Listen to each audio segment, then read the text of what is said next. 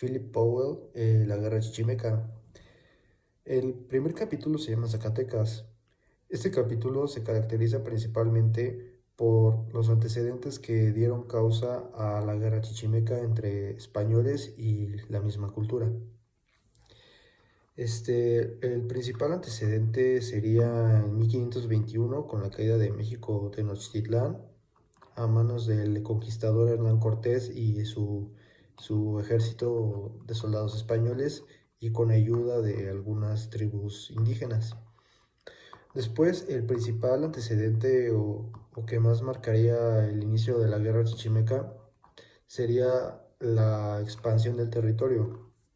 De 1529 a 1536, Nuño de Guzmán forma la provincia de la Nueva Galicia, esto con el fin de que los españoles querían expandir el territorio y conseguir recursos, metales y piedras preciosas que beneficiaran a la economía de la corona española y del virreinato. Bueno, fue, como ya mencioné, de 1529 a 1536, pero la expansión de Nueva Galicia. Estos territorios serían de Saltillo, San Luis, parte de Querétaro, Durango, entre otros territorios. Esto causó el descontento de los chichimecas, un descontento muy grande que los llevó a unirse entre varias tribus y, y acontece la Guerra del Mixtón. Esta llamada Guerra del Mixtón ocurre entre 1541 y 1542. En estos años los españoles se enfrentan en combate en campo abierto a los chichimecas y se caracteriza porque los españoles pues subestimaban a los chichimecas. Los mencionan, los describen como aborígenes nómadas que no están avanzados, no tienen ninguna estrategia de guerra y prácticamente van desnudos por la vida, ni siquiera tienen implementada una vestimenta. Los españoles se llevan una gran sorpresa porque al enfrentarse con los chichimecas, pues notan su gran habilidad bélica, su habilidad en la guerra. Describen mucho que usan principalmente la flecha y el arco. Terminando esta guerra en el 1542, los españoles toman como cierto temor y respeto hacia los chichimecas. Es decir, se dan cuenta de que son superiores en combate, a pesar de que España tenía uno de los ejércitos más avanzados, como ya se había mencionado. Y a pesar de eso, estaba baja la moral porque no eran eficaces sus expediciones, no encontraban recursos, no encontraban yacimientos de minerales a los que les interesara. También, muy importante, la llegada de los frailes. A la Nueva España llegaron frailes jesuitas, franciscanos, agustinos, pero principalmente agustinos son los que se mencionan de 1539 a 1546. Son los primeros en adentrarse a la región chichimeca, así es como la mencionan, que es lo que actualmente conocemos como Michoacán y Jalisco. En estos años, estos frailes se adentran con el fin de evangelizar a los indígenas. Ellos creían que salvarían sus almas, convirtiendo o más bien cambiando su fe hacia la religión católica, hacia el Dios católico, y dejar de lado la cultura indígena, sus dioses paganos y sus culturas tribales y más salvajes. Es decir, querían como civilizar a los indígenas. Se forman como casas o como fortificaciones más bien, donde podían vivir, dormir los frailes. Se llama Gilitla y Mestitlán. Son, eh, son entre otras más, pero principalmente están como en la región de San Luis Potosí, donde se adentran, o también por Jalisco. La región chichimeca, la provincia chichimeca está principalmente en las sierras de Jalisco y es donde estarían escondidos ciertos yacimientos de minerales muy importantes, pero los españoles aún no descubrían esto. Y es así como concluye el primer capítulo.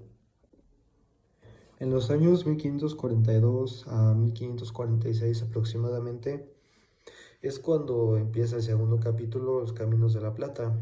Este segundo capítulo se caracteriza principalmente porque surgen como figuras o figuras heroicas entre los españoles, ya que al ser fallidas sus continuas expediciones, unos cuantos españoles son los que logran encontrar y dar con ciertos yacimientos.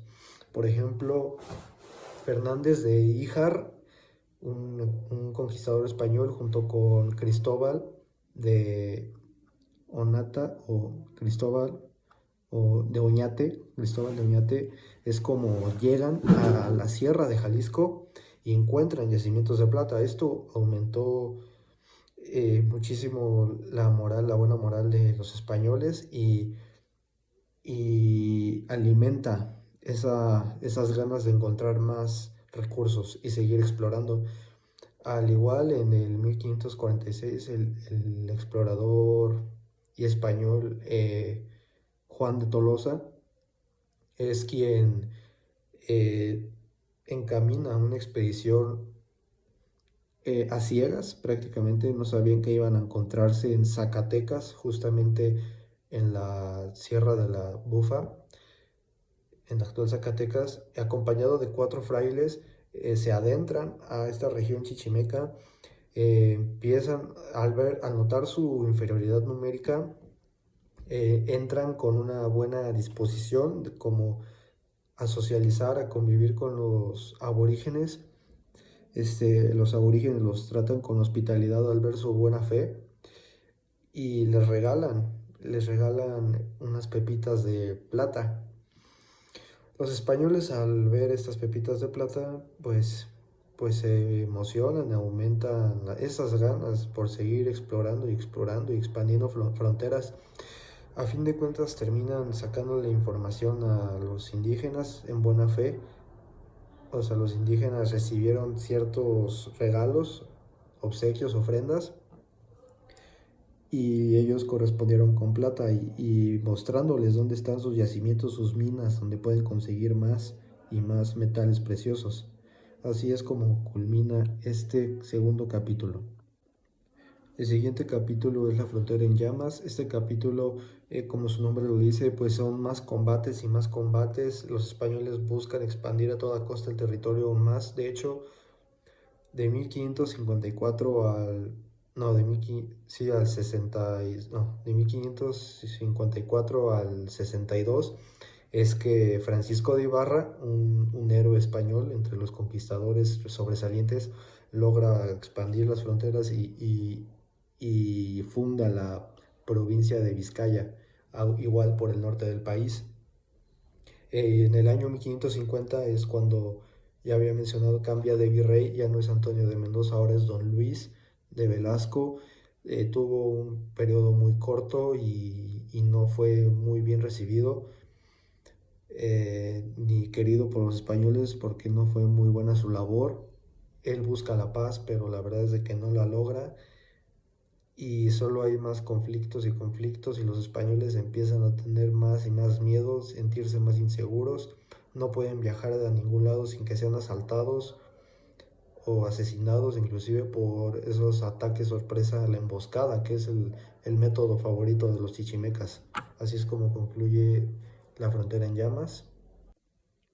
El siguiente capítulo se llama Una década indecisa.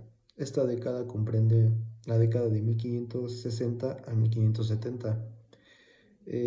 Esta década fue muy difícil para los españoles, ya no había producción, no había distribución de los recursos, no podían seguir explorando debido a que los indígenas no los dejaban hacer nada, no los dejaban moverse ni explorar.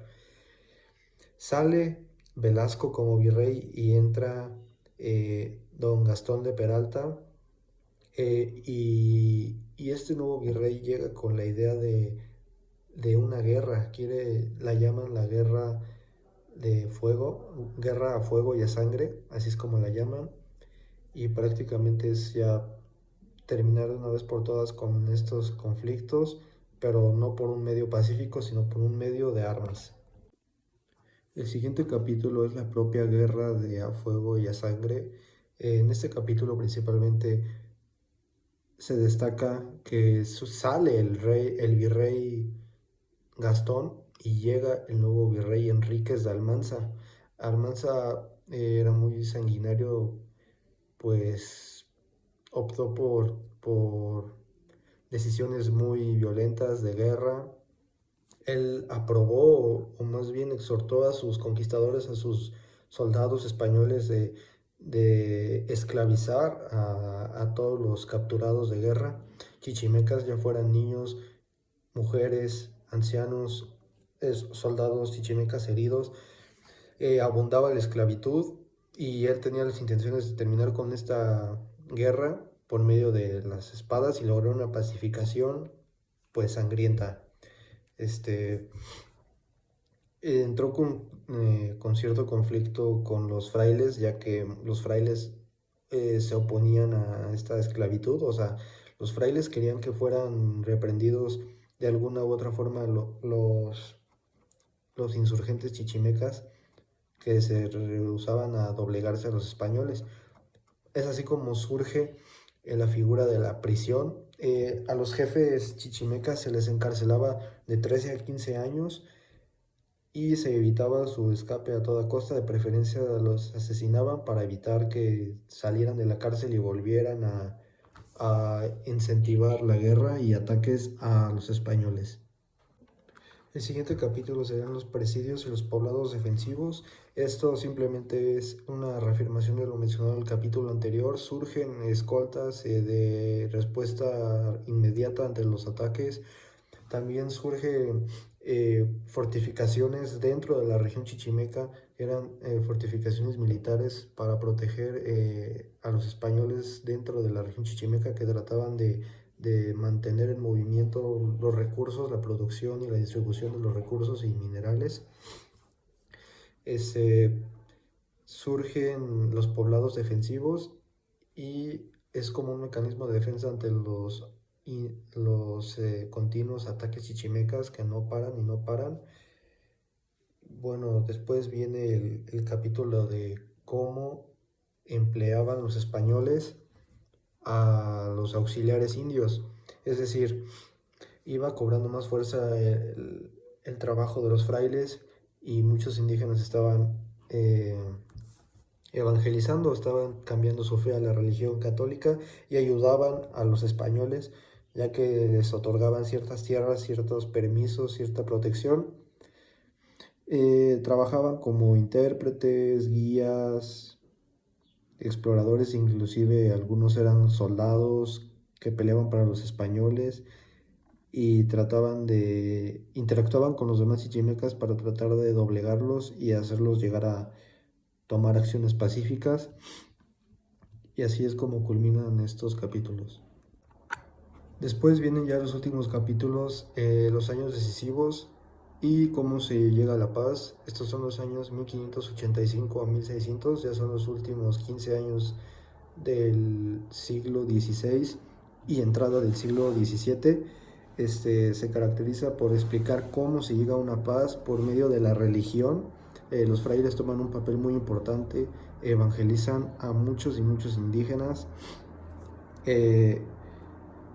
pues interactúan con ellos, adquieren su confianza y muchos frailes adquieren la información sobre la localización de varios yacimientos de minerales y recursos.